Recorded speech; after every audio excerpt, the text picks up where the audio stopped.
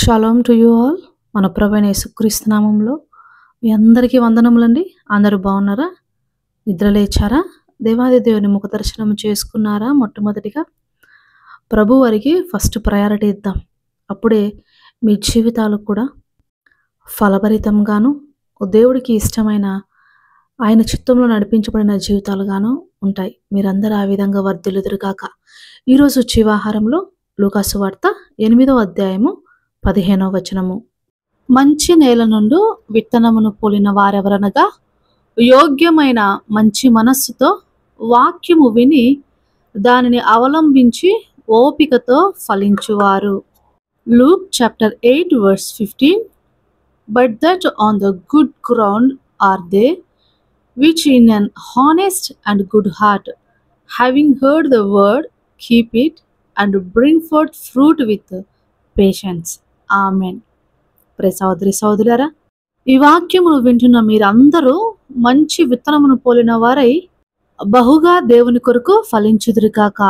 విత్తనము దేవుని యొక్క వాక్యమని మనందరికీ తెలుసు. అయితే ఒక విత్తనమును భూమిలో వేసిన తర్వాత ఆ విత్తనము మొలకెత్తి ఫలించడానికి ఎంత సమయం పడుతుంది? ఆ విత్తనము చావాలి, తరువాత అది మొలకెత్తి అది కొమ్మలుగా శాఖలుగా మారి ప్రతి కొమ్మన ఫలించి దానిని విత్తన యజమానునికి సంతోషం కలిగిస్తుంది. అది ఫలించినప్పుడైతే కొట్లలో చేర్చబడుతుంది. ఫలించని గొడ్డు తీగలాగా మారిపోతే దానిని పెరికివేసి అగ్నితో కాల్చివేస్తారు. దేవాది దేవుడు కూడా మనము ఫలించాలని బహుగా ఆశపడుతున్నారు.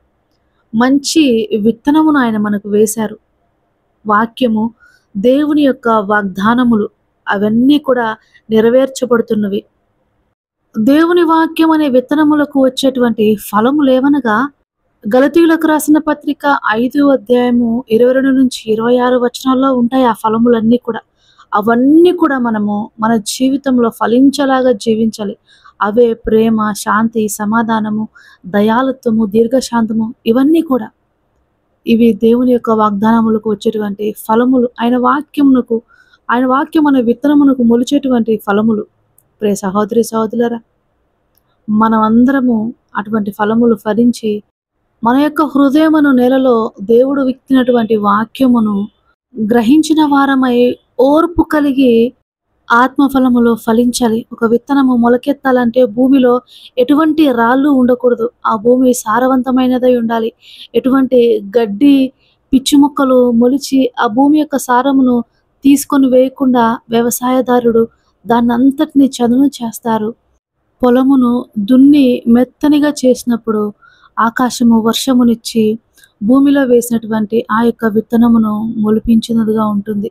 దేవుడి యొక్క వాక్యము కూడా అంతే. ఆకాశము నుంచి మంచు కురిసి తడిపి నేలను ఏ విధంగా విత్తనములు మొలిపింపచేస్తుందో దేవుని యొక్క కృప మన జీవితాల్లో ఈ విధంగానే విస్తరించి వాక్యము మనలో ఫలించినట్లుగా మనల్ని ముందుకు నడిపిస్తుంది. వారు బాగా ఫలిస్తారు. యోగ్యమైన మంచి మనసుతో వాక్యమును వింటారు. మీలో ఎంతమంది ఈ విధంగా ఉంటున్నారు? ఎంతమంది భర్తలు వాక్యానుసారంగా ప్రవర్తిస్తూ మీ భార్య బలహీనమైన ఘటమని తలంచుకొని ఆమెను ప్రేమిస్తున్నారు? ఎంతమంది భార్యలు మీ భర్త మీ కుటుంబమునకు మీకును శిరస్సు ఉన్నాడని భావించి వాక్యమునకు లోబడి గౌరవించుతున్నారు? ప్రతిదానిని మనము వాక్యపు వెలుగులో సరిచేసుకుందాం. ఎంతమంది భార్యాభర్తలు సంపూర్ణంగా తల్లిదండ్రులుగా వారి బిడ్డలకు దేవుని యందు భయభక్తుల్లో నడిపించగలుగుతున్నారు? ఎంతమంది బిడ్డలకు మాదిరికరంగా జీవించగలుగుతున్నారు? ఒక గొప్ప సేవకుడు ఈ విధంగా అంటారు, ఒక పురుషుణ్ణి మంచివాడు అని చెప్పాలంటే మొదటగా తన భార్య చెప్పాలంట, రెండవదిగా తన బిడ్డలు చెప్పాలంట. కుటుంబంలో వీరిద్దరూ చెప్తే చాలు ఆ వ్యక్తి చాలా మంచివాడని నిస్సందేహంగా నమ్మవచ్చంట. దీనిని బట్టి మనం అర్థం చేసుకునవచ్చును. పెద్దలు అందుకే అంటారు, ఇంట గెలిచి రచ్చ గెలసాలని. కనుక ప్రియ సహోదరి సహోదరులారా, దేవుడు కుటుంబాన్ని మనకిచ్చాడంటే దానిని ఖచ్చితంగా లెక్క అడుగుతారు.